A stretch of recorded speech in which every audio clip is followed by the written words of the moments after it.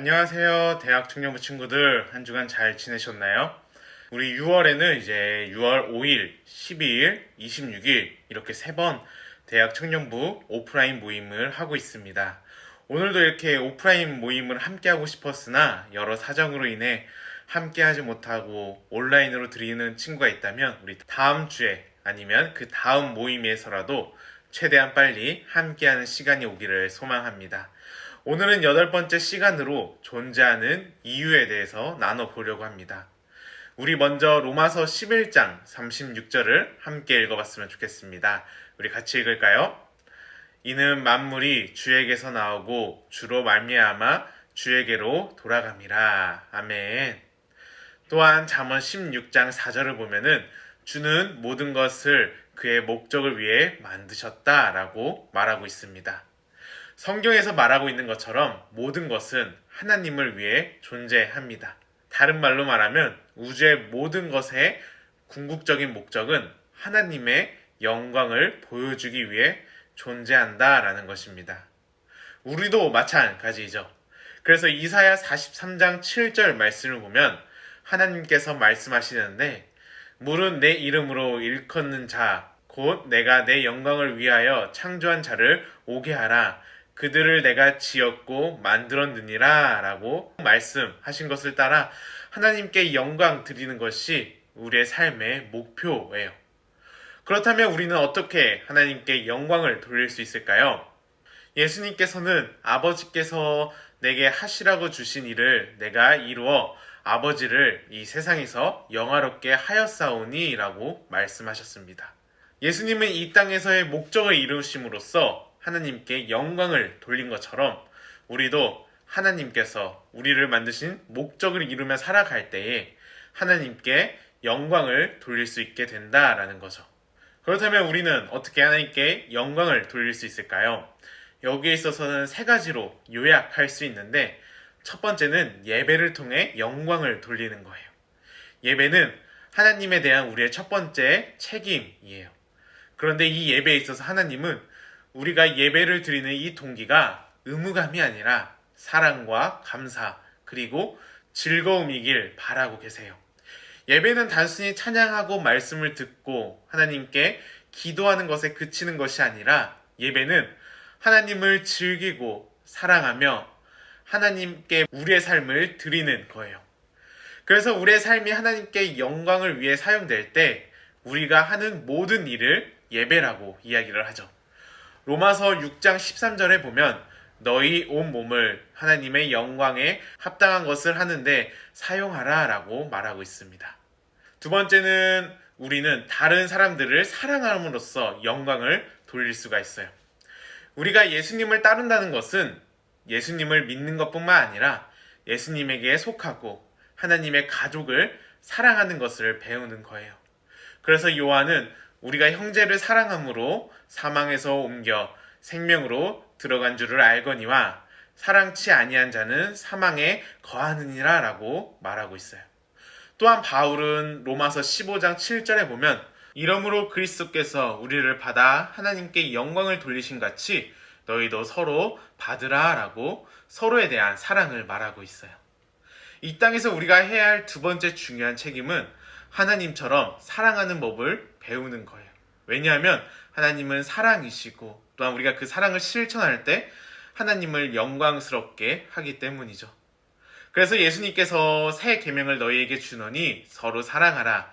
내가 너희를 사랑한 것 같이 너희도 사랑하라.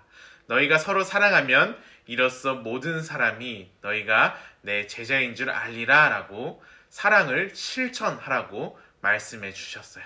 마지막 세 번째는 우리의 은사로 다른 사람들을 섬기며 영광을 돌리는 거예요. 하나님은 우리에게 재능, 은사, 기술, 여러 능력을 주셨어요. 우리가 갖춘 모습은 우연히 만들어진 게 아니에요.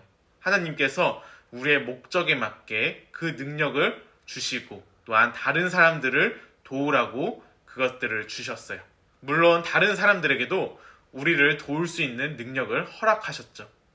그래서 베드로전서 4장 10절에서 11절을 보면 하나님은 아주 다양한 은사들을 너희들 각자에게 나눠 주셨다. 그것들을 잘 관리하여 하나님의 너그러우심이 너희를 통해 흐르게 하라. 다른 사람을 돕도록 부르심을 받았는가? 하나님이 주시는 온 힘과 에너지를 쏟아 행하라. 그러면 하나님은 영광을 받으실 거다라고 말씀하고 있어요.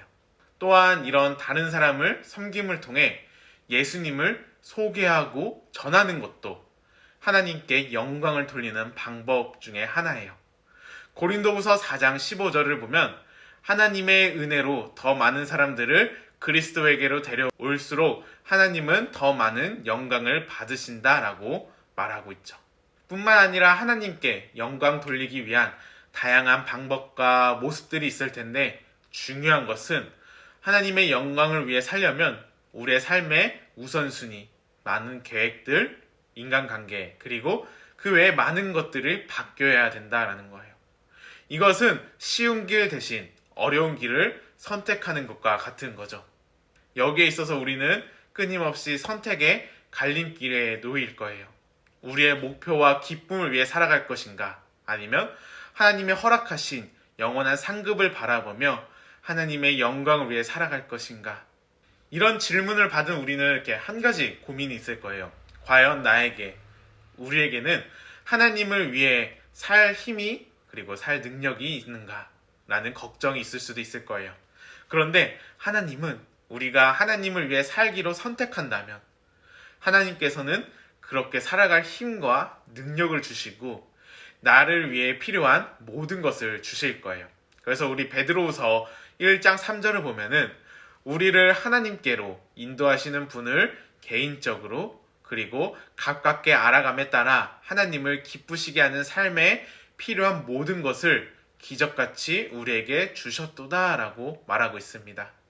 그래서 성경은 우리에게 이렇게 약속을 하는데 영접하는 자, 곧 그 이름을 믿는 자에게는 하나님의 자녀가 되는 권세를 주셨다라고 약속하고 있습니다.